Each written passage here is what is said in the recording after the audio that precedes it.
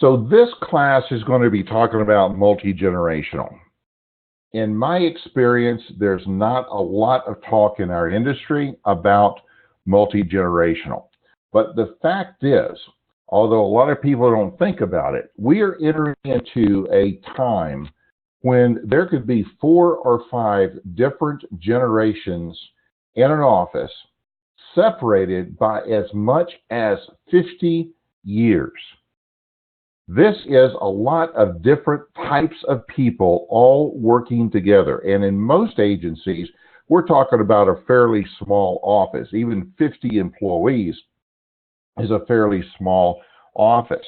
And so you've got a lot of people from a lot of different backgrounds who are working together, and management is trying to get all working towards a common goal. This is very similar, by the way, to the classes that we did on personality types.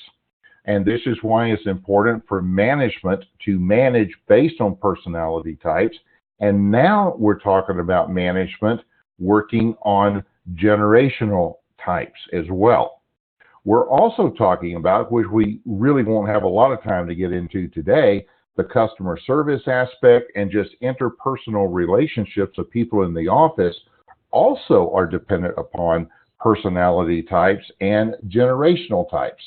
Now, the question is, what do we really know about the psychological differences in how generations think, act, and lead? And so that's what I really want to look at today, just as I did back in the personality types. And my goal really today is to increase your awareness that there are issues in this. This is a very complex subject. In 60 minutes, there's no way that we're going to provide all the answers. However, we do have a solution for that as well. We'll talk about that when we get to the toolkit. But we do want to equip you with some basic knowledge and skills. Okay, let's start looking at some statistics here. Some of you may be aware of this, but we just want to go in a little bit more depth, and we want to lay a foundation. These are the 5 generations. By 2020, it is still possible that it will be 5 generations, although the traditionalists will be getting up there a little older. There is still a good possibility that by 2020, according to all the experts, we could have 5 generations working in the office together, at a minimum 4. So let's just take a look at this. And some people will use different names. Some people will use different dates. These are the ones that we tend to go with. The first is traditionalists. Now, this would be my parents. I'm 65, so I'm clearly a boomer. And so this would include my parents. What are some things about them? They went through the Great Depression, which absolutely affected their worldview and their mindset. World War II. They're disciplined. They have workplace loyalty. They moved to the suburbs, which was kind of new at the time. And vaccines were brand new with the traditionalists. Then we've got the boomers. The boomers saw Vietnam. They saw a moon landing. Civil and women's rights. They're very experimental. They're innovators, they're hardworking, and they saw the advent of the personal computer. I still remember the very first personal computer that I had. That was a very life-changing thing, I think, for boomers. Now let's look at Gen X. They saw the fall of the Berlin Wall, the Gulf War. They're independent, they're free agents. They saw the internet come in, MTV, AIDS, mobile phones. And then we've got millennials. Millennials saw the 9/11. They're really affected by that. Community service really started coming in with millennials. They're confident. There's a lot of diversity. They're social on everything they do. They're big on Google and they're big on Facebook. And then we've got what a lot of people are calling either Gen Z or Gen 2020. These are the people that are not quite in your workplace yet, but by 2020, they will start entering your workplace as employees. These are the ones that now are 15 years and younger. They're optimistic. They've got high expectation. Everything they do is an app. They're very much into social games and very much into tablets. Now, look at the differences here in people between these 5 groups. There's something called institutional memory. And institutional memory is a memory and a common ground within a group of people. For example, the Gen 20s, the millennials, and really the Gen X, they really can't relate to paying long distance charges and feeling uncomfortable making long distance calls. Now, those of us who are boomers and traditionalists, I remember when I was a kid, we would go on Christmas to my grandmother's house, which was about 2 hours away. We'd want to let her know that we're coming, so we would make a person-to-person long-distance call through the operator, and my father would call, and he would say person-to-person to himself. Now, this was a code to my grandmother that we were on our way. And of course, she would say, well, he's not here right now. And my father would say, well, then I'll call back later. Now, those of you who are in the boomers and traditionalists, you probably relate to this and know exactly what I'm talking about. This is institutional memory. Somebody who's a millennial can't relate in any way to what we're thinking and remembering here. So we've got to remember, as we're dealing with the different groups of people, where they're coming from and what the core of their worldviews are. Now, let's take a look at traditionalists for a minute. There are 29 million traditionalists right now in the workplace, according to studies that we did. Now, values, they want tangible rewards for service. Attitudes, they're very good team players. They're loyal. They're hard workers. We mentioned that. They believe that hard work pays off. One of their key priorities in life, I want to own my own home. Approach, very traditional classroom learning.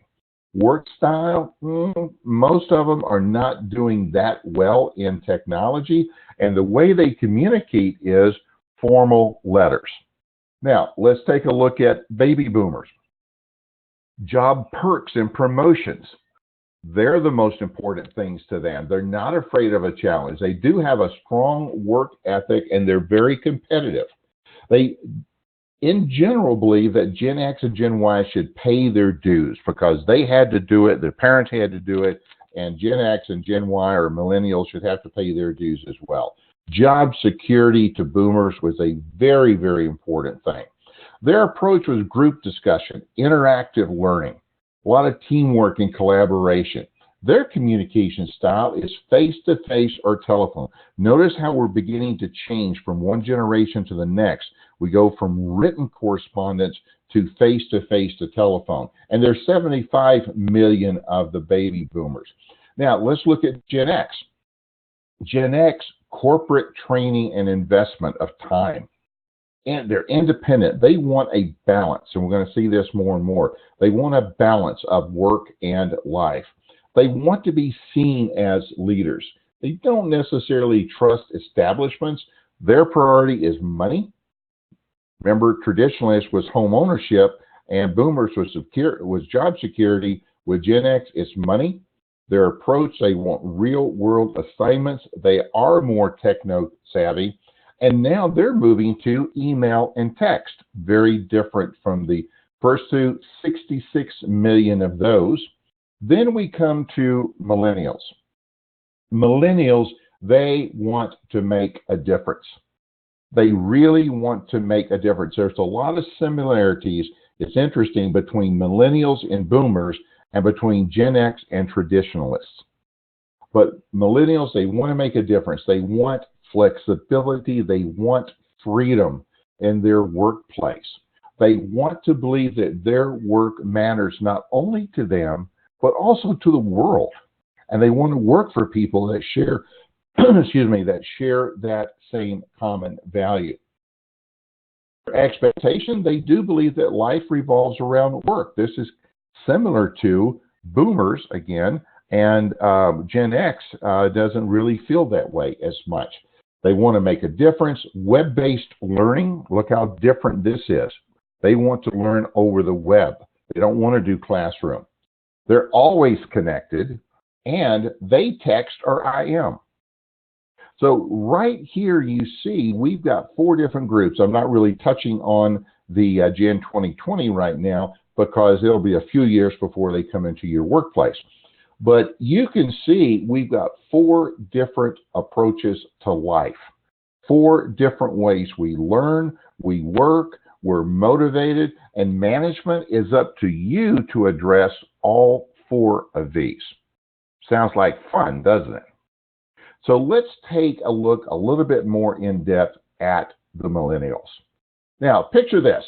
You have got a graduate, college graduate, working alongside a 60-year-old colleague. Now, based on what we just saw, look at the differences between these 2 people. They're both working for you, but they have very different expectations, as we already saw, and they've got completely different views of the workplace. They see it completely differently. You say, well, Ted, reality is reality. There's only one. No, actually, reality has a lot to do with perspective. And the perspective of the millennials and the boomers in this case is radically different from each other. They think differently. The millennial, and I'm touching real heavily on millennial here because this is the one that's kind of the hardest for management, because Gen X kind of fits in a little bit with boomers, and it's not quite as difficult. The millennials are the ones that are really the most difficult to get our heads around and to understand how to manage and how they're going to get along with Gen X and boomers. And so in our short time today, that's the reason I wanted to focus on the millennials. They're abstract thinkers. They think conceptually. Now, boomers, for the most part, are not. Gen X are not, as a rule, as abstract. They're more concrete thinkers. Now, remember, going back to our personality types, we also have to incorporate personality types into this. If any of you did not sit in on the personality class webinars, or you did not, for some reason, get a copy of the recording, if you will be sure and email me, I'll make sure you get copies of those classes, okay? So they're very ambitious, but the key thing you have to remember about millennials is they rely less on traditional leadership traits. What is considered traditional leadership to boomers that may have been accepted by Gen X, millennials are not going to accept. So you've got a couple of choices. You can either say, it's my agency, I run it, I can do things the way I want, and we're going to expect people to fit in with that. In just a minute, we're going to see the problem with doing that. Or we can say, you know what, I recognize that as management, I've got some work to do, and I need to make sure that I'm doing everything I can to manage properly. Now, they need you to change. That's the key here. That's the main thing I want to get across in this section. They're looking to you to change. Again, I just said, it is possible. You can say, I'm not going to. But owners that will recognize this are the ones that are going to move forward, that are going to have a strong workforce in the millennials that's going to tap into their strengths. They're going to manage their weaknesses, but they're going to ask for things in management that boomers never, ever thought about. Okay, now let me just pause for just a second. I've just given you some good overview here about the different generations and the need, I believe, for management to address these different generations. I would love to have some comments and feedback and questions from you right now. Do you agree with this? Do you agree that management should be aware and should change management styles based on the generations? Or do you believe that management is responsible for just doing the best they can and staff is going to have to basically deal with how management manages? What's your position on this? I'm going to give just a minute here to pause. I will see if you type in a question. Please do. I would really like to hear pros or cons to this, or personal experiences that you may have in your own office that you've already dealt with these issues. So I'll give just a minute here for somebody to type in. I realize a lot of times it's kind of easier to wait for somebody else to do it, but I really hope we'll get some questions. So far, none. If not, I'll move forward. Somebody is typing in something. Awesome. Okay, somebody just said we need to compromise and meet in the middle. Okay, that's a nice thought. Here's the problem. What does compromise mean? See, there are times when compromising is great, and compromising is exactly the thing that's called for. But in management, there's a difference between compromising, which there is a place for it, and management saying, it's up to me to learn how to manage these people differently. If I say I want everyone to compromise, that's putting a little bit more on other people and not as much responsibility on the manager. So if you say the manager has to compromise, well, then now we're not expecting anything from the staff. So really, in this case, in my opinion, it's not compromises involved. Absolutely, that's kind of in life. And anytime you got two or more people, there's going to have to be compromise. Absolutely, but understand here, we can't just simply rely on compromise. There are skills, I believe, that are needed. Okay, somebody else just said we had a millennial. I don't think we listened to them enough, gave their opinion enough weight, and we lost them. We are a smaller office, and this is why I'm listening. You are exactly correct. As a matter of fact, it's funny, you just give me a perfect segue into where I'm going next. But you are absolutely correct. If you give the millennials what they're looking for, they will stay with you and they will be incredibly loyal. If you do not, you're going to experience exactly what this agency experienced, and you will lose them. This is an absolute guaranteed promise.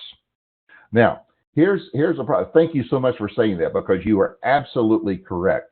Now, let's just look at something here. According to studies, 60% of millennials leave their job in less than 3 years. This is exactly what this person just commented on. Why? They feel people don't listen to them.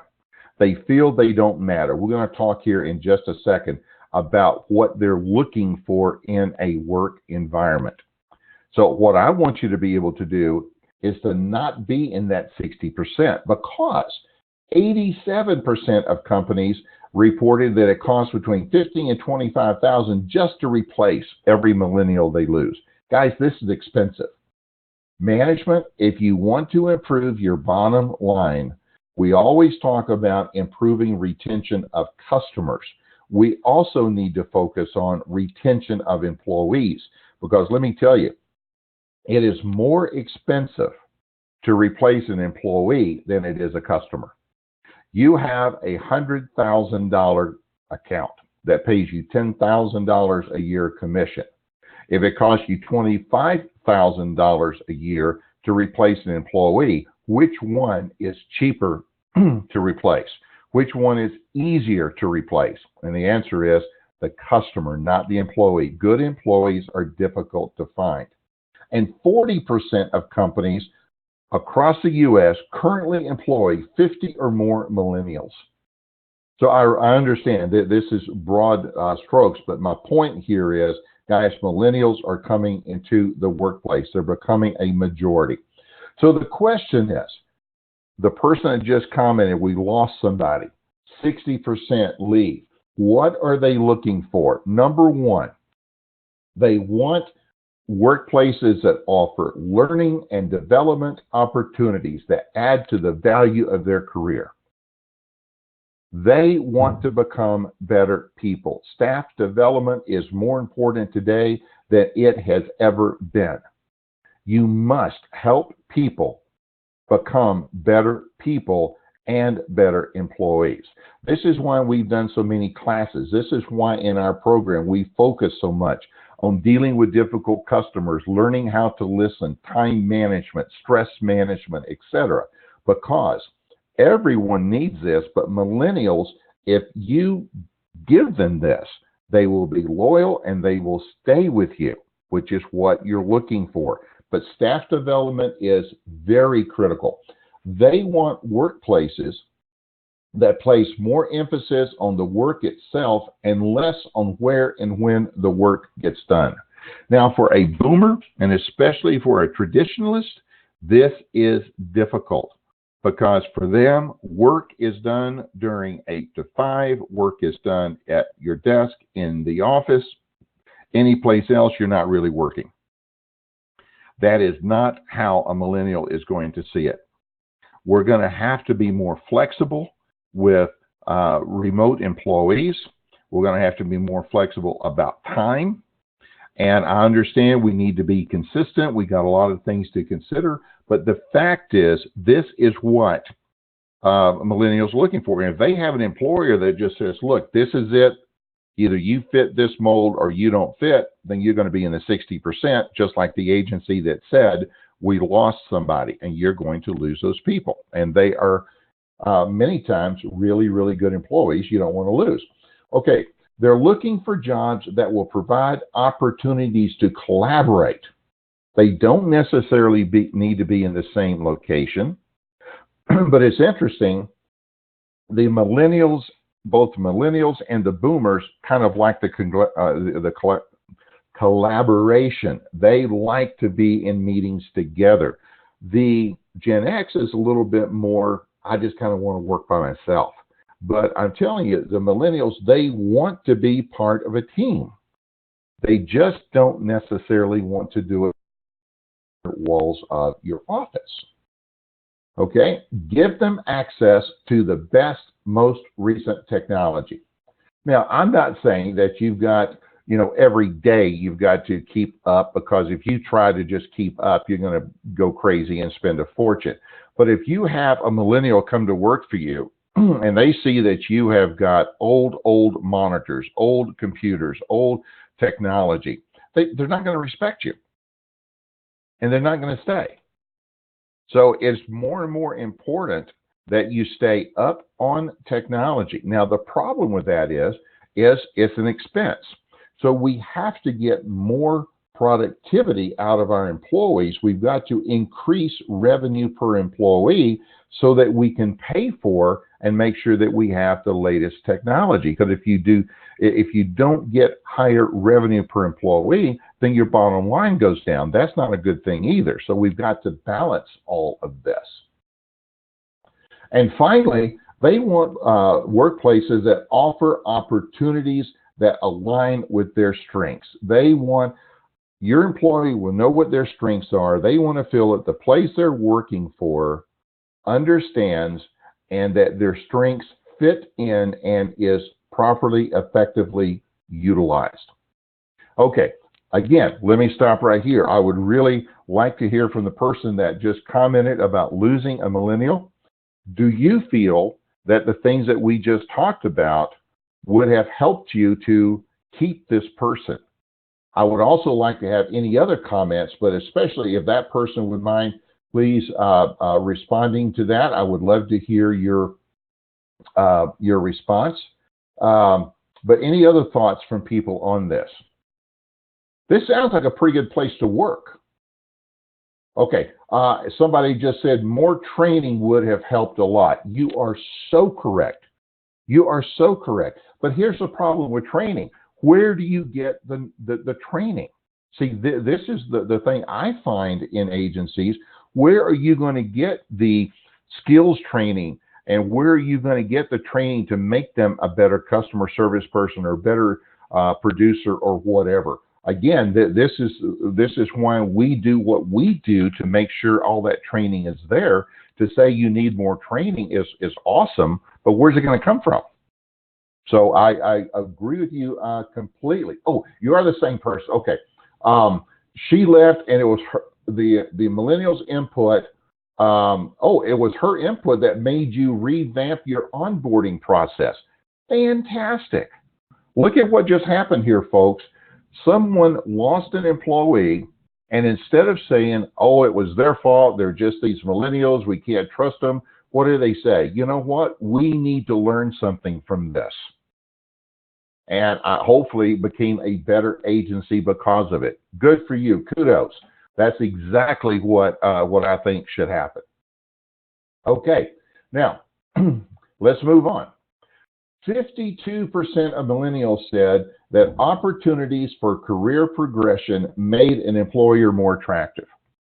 They want to be able to grow. Now, this is a little difficult in an agency because in an agency, you just don't have a lot of upward mobility. I mean, you can become a CSR and senior CSR or account manager or something, but we need to become more creative in our ability to have people rise. This can be done through job titles. This can be done through designations, CISR, and so forth. But this is very important to a millennial. 65% of millennials said the opportunity for personal development. I'm back on that personal development again. 65%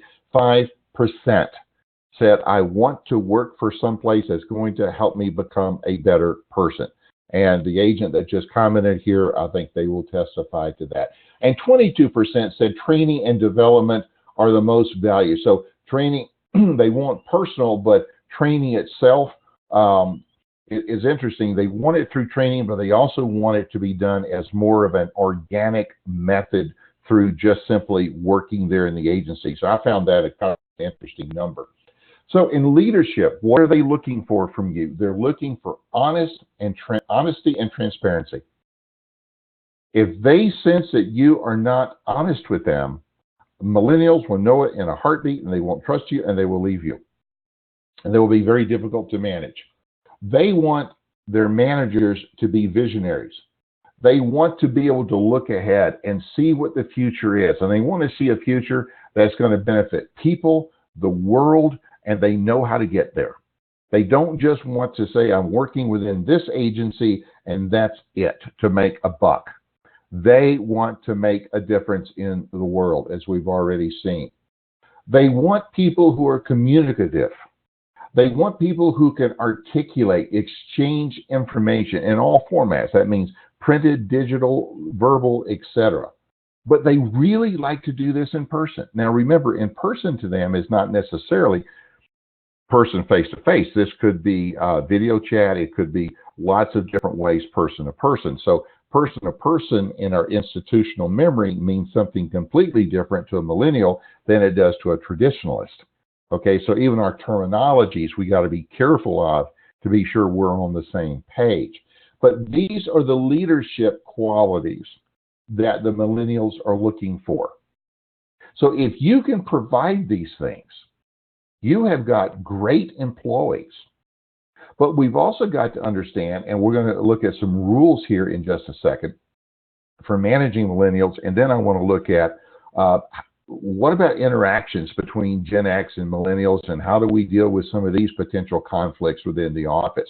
I'm just trying to lay a good foundation right now. Any thoughts or questions before I move on to the next? Any other stories would be really, really appreciated. Anything? I'll give just a couple of seconds here. If nothing, we are going to move on. Okay. Now, let's look at some rules for managing millennials. What I'm doing, I'm starting off broad and general, and I am just getting more and more and more specific. So in some ways, this is repeating, but I'm just giving you some more meat so you know exactly how to accomplish what I'm talking about. People that tell you what to do without telling you how to do it, that's pretty much worthless in my book. So the first thing, as we've talked about, you listen to them. They were brought up by loving parents. Their parents scheduled time. They took time to listen to them.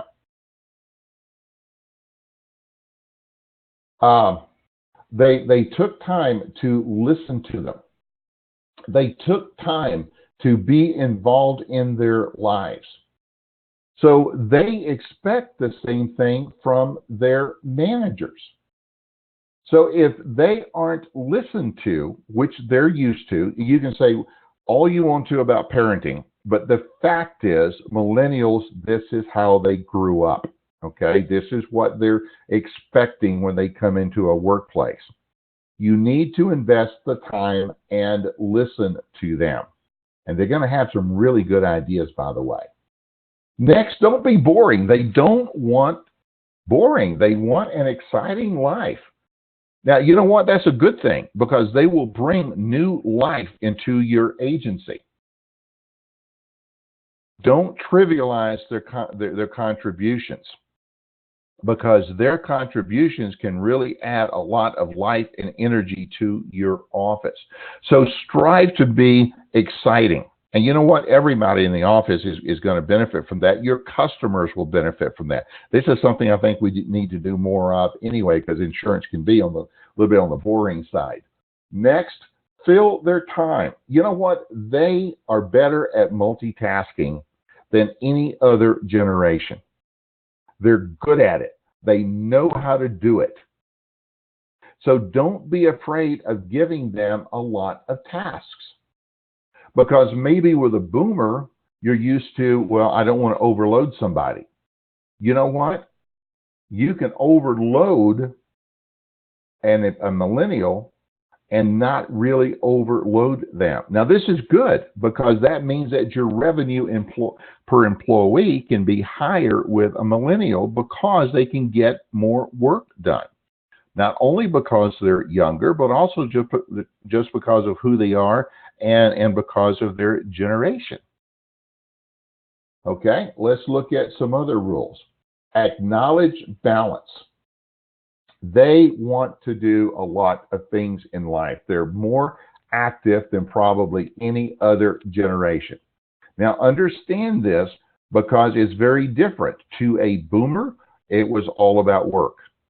Okay? To a millennial, it's not true. And actually, to a Gen X, it's not as much true either. They want to be able to have a good balance between work and their personal life. They want to have time for their friends. They're not going to be as open to a 60-hour work week as a boomer is. Now, a boomer is going to look at that and go, they're just not motivated. They need to work harder. They need to pay their dues. We already saw that. You know what? That's a good boomer view. But a millennial is not going to look at it. They want to see balance between work and family and personal life. Boomers didn't care nearly as much about that. They just got the job done. They want the workplace to be employee-centered. Now, frankly, I think it should always be like this regardless. An employee-centered workplace is always a workplace with the highest revenue per employee. Any industry, I don't care. This is how it should be done. But they really want to enjoy their workplace. If your millennials are not socializing with other people in the office of any generation, if they're not going out to lunch, if they're not being friends with them, be concerned. Now, again, Gen X and boomers, they don't think quite along those same ways. But boy, the millennials do.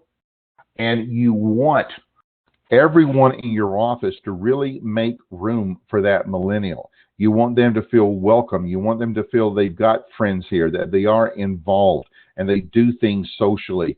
And for some personality types, this will be easier than with other personality types.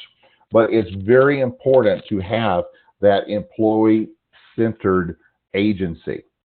And then you've got to provide them leadership. They're looking for leadership. They want your feedback. Millennials actually want to learn from boomers. They really do. They want to be involved. They want to be read into the big picture. They want to be a part. They want to not only feel a part, but also have some input into it. So you've got to plan time to teach them and to coach them. And that could be done your time. It could be classes like some of the ones we offer. Could be a lot of different ways, but you've got to invest in the millennials. And again, for a manager that says, Ted, this is just too much, I've got too much to do, the fact is boomers are going away, aren't they? Boomers are going to go away.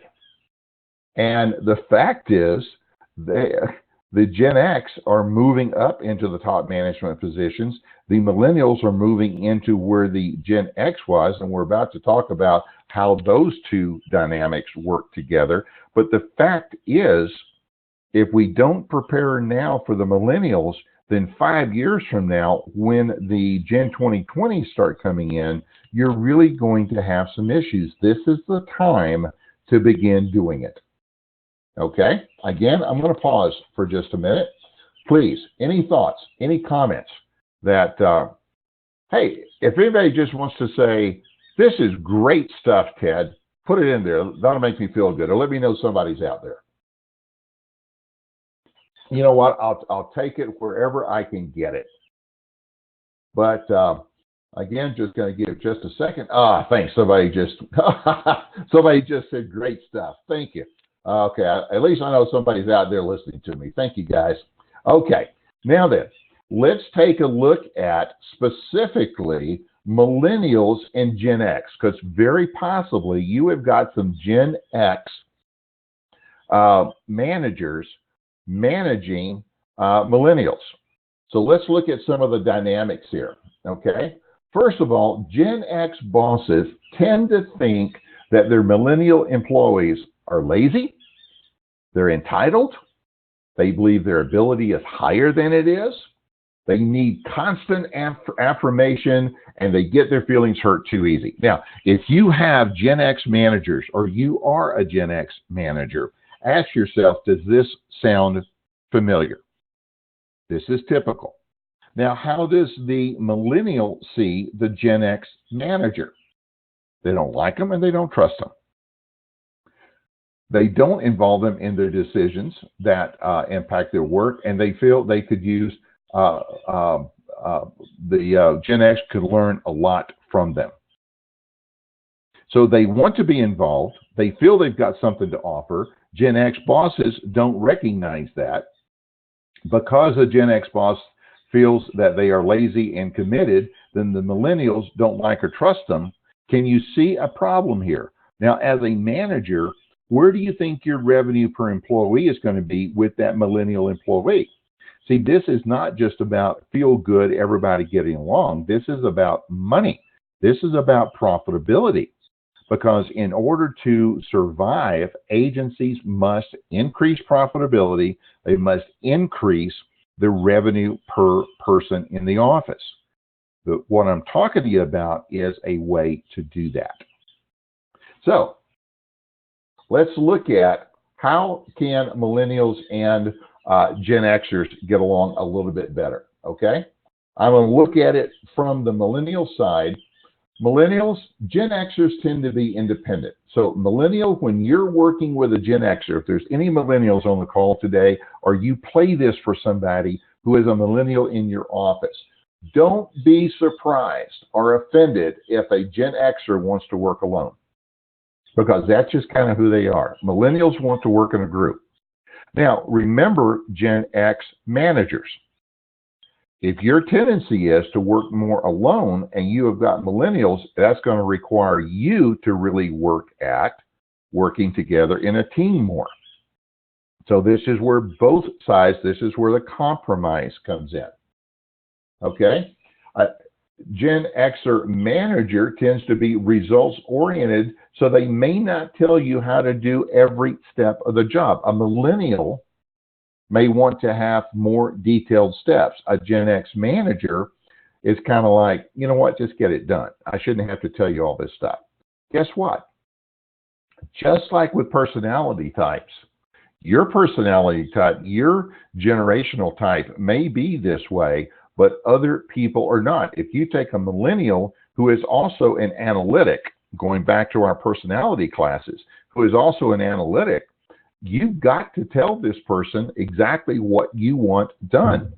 Now, to a Gen Xer, this may feel like boiling water, especially if the Gen Xer is a driver. It could drive you crazy because it's like, I shouldn't have to explain this to people. But the fact is, you do. Okay? So, let's look at the next one. Gen X tends to be hands-off, low face time. What have we already said about millennials? They like face time. Okay? You need to, if you're a millennial, you need to understand, I'm going to have to get in sync with this Gen Xer. But Gen Xer, as a manager, you're going to have to understand, I'm going to have to work towards more face time with people. Few Gen Xers were regularly praised. Millennials, it's funny. People talk about millennials is everybody gets a trophy generation. Well, whether that's true or not, whether you believe that or not, the fact is millennials were more praised than Gen Xers were. So, millennial, if you don't get a lot of praise from your Gen X manager, guess what? You're going to have to understand this is just how Gen X is. Gen X manager, you're going to have to understand that millennials really need this, and if you want them to perform the way that you want, you may need to up the praise of your people. When you do receive a compliment from a Gen Xer, you've done a really good job. Understand, they don't necessarily throw these things out very easily. So, millennial, if you do get a compliment or a praise, man, take that to heart. That's really something. Don't just blow that off, because that's really something to be pleased about. Gen Xers grew up questioning everything. If we go back to, we can look at what was going on in the world and the uncertainty and just a lot of things. They grew up really questioning things. So they're going to give you a lot of pros and cons. Now, if you are a millennial driver, that's going to drive you crazy.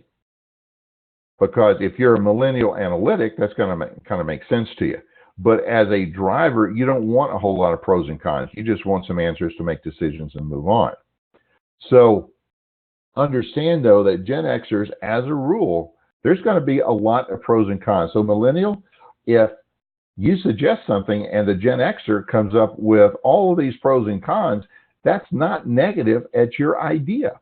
That's not saying that you don't have a good idea. This is how they process stuff. And if we can understand where each other is coming from, then we don't take things personally, and we're able to make it actually work and become a positive thing in the workplace.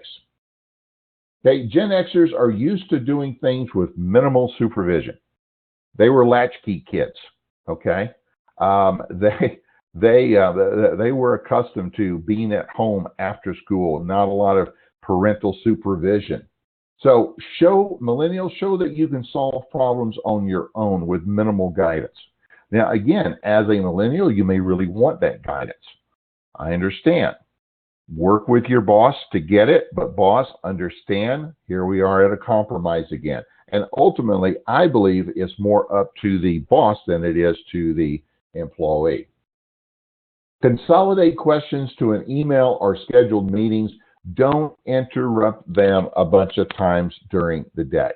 I got to tell you, the Gen Xer, if you really want to get the maximum out of your boss, don't come with each and every little thing. Consolidate questions together. Any of you who are a Gen X manager, I think you're probably shaking your head right now agreeing with this. So, millennials, here's how you can get more. Gen X managers, understand, if this is what you want, you need to be sure and communicate this clearly to your millennials. Don't just assume that they're going to understand that, but communicate it and why, and set your expectations very, very clearly. And then finally, millennials, avoid using a phone or tablet during meetings and discussions. To all generations. Okay, this applies to Gen X and boomers and traditionalists. They're not going to see it like you do. You don't see it as rude. You don't see it as not listening. They do. So millennials, put away your tablets, put away your devices. When you're in a meeting, when you're talking to your boss, when you're talking with other people, especially of other generations in your office, put that stuff away because it's not going to work out well for you at all. Okay, I'm fixing to head into our last section. We're going to talk about some scenarios. Any further thoughts or questions? Any other situations that have happened with you guys? Okay, let's move on. Let's look at some scenarios. Okay, here's a scenario. We have created a team in the office that's going to be working on procedures. Okay, we'll just call this a personal lines team. And we're going to be working on procedures. And it's got some staff, it's got some clerical, it's got the manager in there. And so we have got different generations in here who are going to be working on procedures. Now, the agency owner, agency manager, a couple of weeks later, they're getting a little concerned and frustrated because it seems like they're just bickering amongst the team and nothing is getting done. Has that ever happened to you?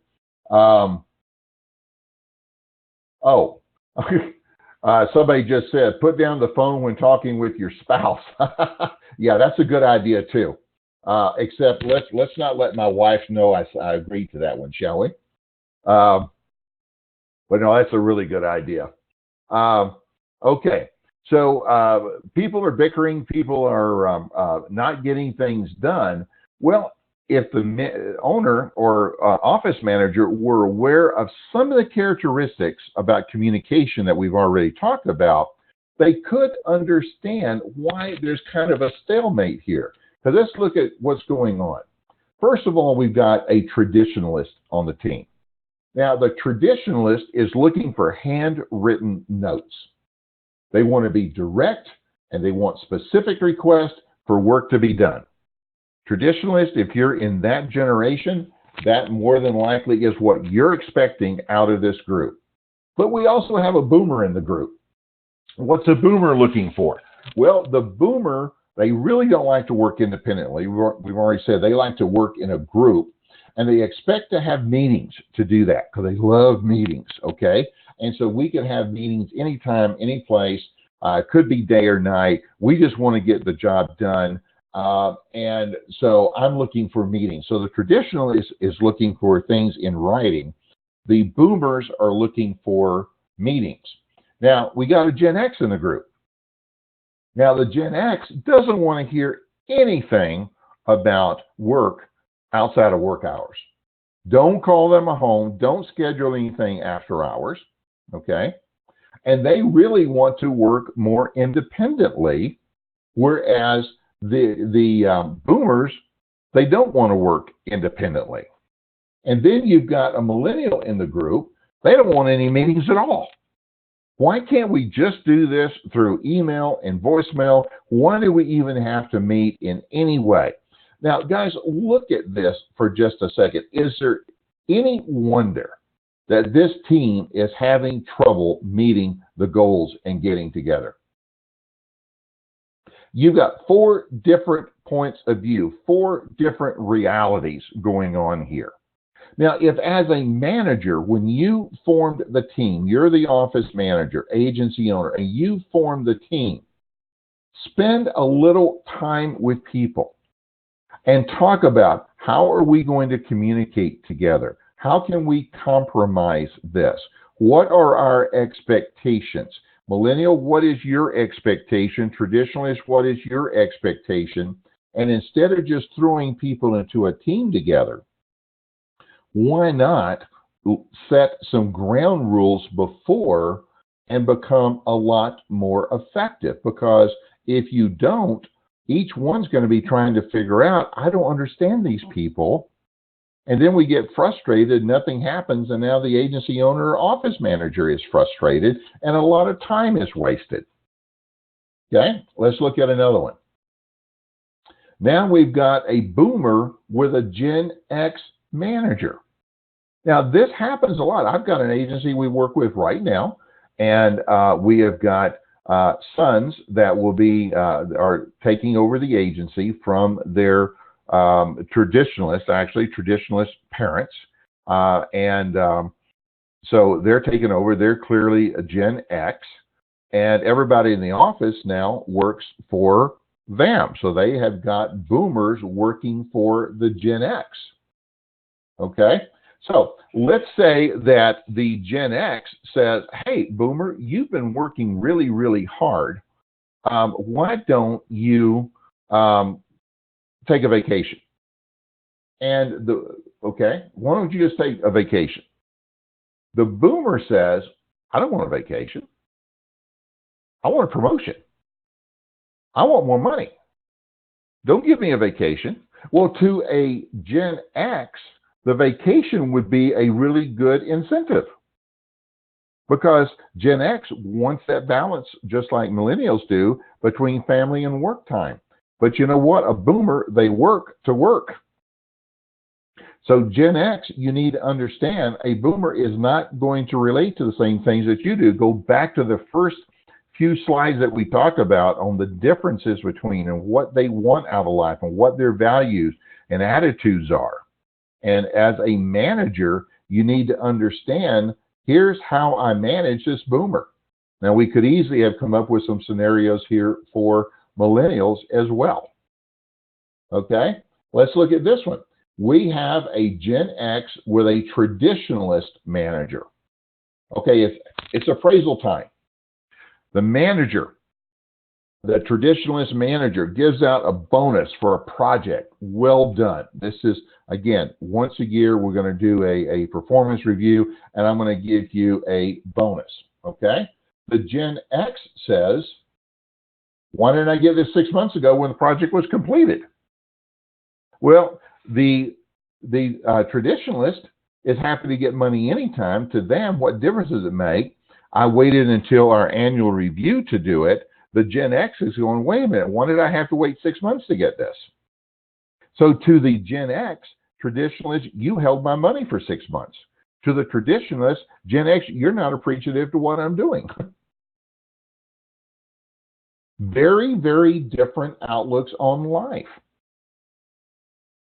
Okay.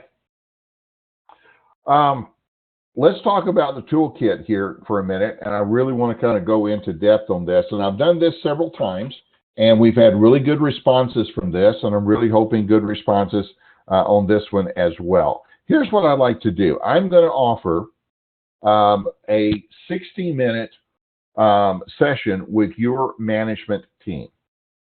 The person said, you got a small office. If you don't take me up on this, I don't know what to say. But I will spend time with you and your management team. We'll look at your current mix, what generations you've got, what you're looking at in potential changes to staff over the next 6 months to a year. And we're going to talk about how you can manage and get more productivity and increase your revenue per employee by managing these people in multiple generations a little differently. All you have to do is to email me and say, Ted, I want to schedule this time with my management team. So please take me up on this. You know, I love doing this. Again, when I've offered this in the past on various subjects, we've had really good response on it, and we've had some really good conversations, and I think we've really been able to help agencies a lot. And I believe we can in this as well, especially because there really is nobody in our industry right now that is teaching a lot about this, at least not that I've seen. If somebody has seen something, I'd be really interested to know what it is and have you let me know about it. But to my knowledge, they're not really talking about this, just like they're not talking about the personality types. So email me on this. If you did not get a copy of the recording on the personality types and you would like a copy of that webinar, I will be more than happy to send you a recording on that as well. Plus, there were toolkits and some handouts and stuff on the personality types, and I'll send those to you as well for any of you who were not in on that and didn't know about it.